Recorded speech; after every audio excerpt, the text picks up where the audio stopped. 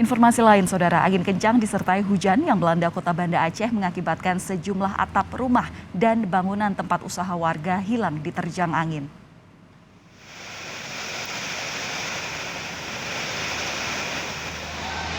Saudara, inilah visual saat angin kencang disertai hujan melanda kota Banda Aceh.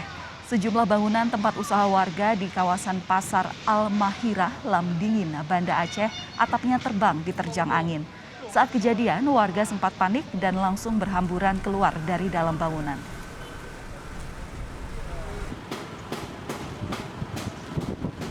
Dari dalam lebih luar lah. Jadi kerusakan apa tadi? Kerusakan banyak lah bang. Barang-barang siapa tak nalih. Atap mobil juga? Atap mobil kamu.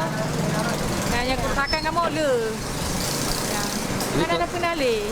Barang habis, yang barang pukul kabeh hime ulikut cuma mana tu hole.